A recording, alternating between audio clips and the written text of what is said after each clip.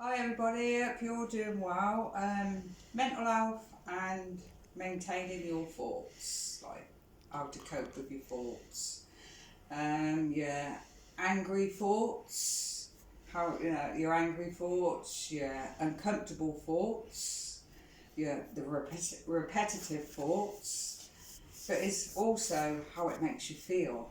All this, how it makes you feel, like the feeling of the fear of the unknown, the embarrassment, the feeling of anxiety, and it's like a battle, the constant battle going on in your head, battling them thoughts, and how that makes you feel. It makes you feel tired, it makes you feel drained, you feel negative because of it all, and it's like it thrives on all of that, how you're feeling. But the feeling of it is quite normal. It's a normal response to them thoughts, but it thrives on it. It thrives on your feelings. It's like you're keeping it fed, keeping it going, keeping it in control. Not you personally, but how you're feeling. So it's like when I say feeding it, just think of feeding a cat. Now a cat comes into your garden, you decide to feed it. Sat there, give it some food. That cat has the food, it goes off. That cat remembers, so it comes back again the next day, say, and you think, oh, there's that cat again. Oh, so you feed it, and that cat thinks, oh, I've got a friend here. I've got a friend who's feeding me. And this keeps going on. That cat's remembering, and it keeps coming back. It's like your thoughts. When your thoughts are there, it remembers how you're feeling. So in the end, you think, hang on a minute, that cat's only come in my garden because I've been feeding it. So you think, no, I ain't going to feed it. Or I'm going to try not to feed it. So you try. One day it comes into your garden again, expecting to be fed. Now, you don't feed it. But that cat will sit there for a bit, just in case you do. And it thinks, oh, I'm not being fed. So it goes. The cat goes away. But that cat decides it will come back. Because it thinks eventually that person is going to feed me, and this keeps happening. So then thoughts, like the thoughts, keep coming back. They keep coming back, thinking you're going to feed it. But they may come back a bit stronger, because it's doing it wants you to feel sorry for it, like feel sorry for the cat. Very devious way about it. So eventually, it takes time. It do take time and practice to do that. So eventually that cat, it thinks, oh, I'm not getting fed here. So it fades away in the background. It goes. And that's just like your thoughts. So it's not about blocking them out. It's not about blocking your thoughts out. It's all about ignoring them, not acknowledging them.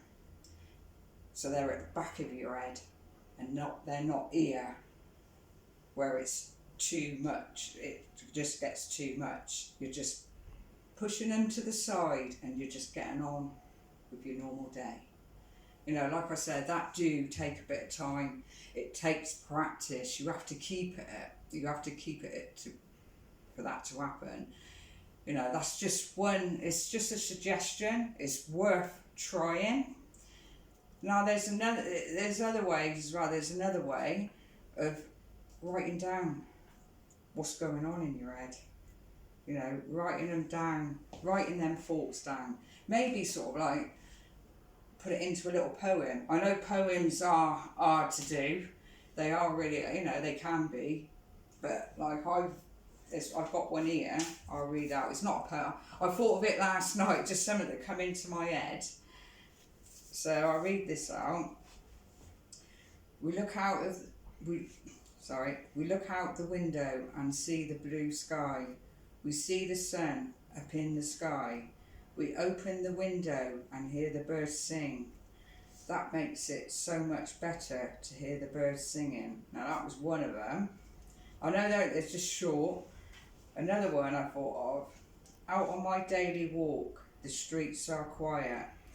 There is silence around me, but in a strange way, it's quite calming. I continue my journey, my walk, to where I want to go. You know, it's just something I thought of. So it's all about expressing yourself and getting it out of here. Expressing yourself. That's just another way of doing it. So it's the main thing is getting back some control and not letting that illness control you. But all the while you're doing that negative is still going to be lurking around in the background. So to keep that positive vibe going on around is say some positive mantras, you know, about yourself, for yourself. You know, be kind to yourself. You know, maybe you could do that in the morning to start your day. So I hope that all was helpful. But what I'm going to do now is do some Tai Chi. I thought it would be quite relaxing to end the video. I'd done this yesterday, or the day before, sorry, but I thought I'd just do some more Tai Chi.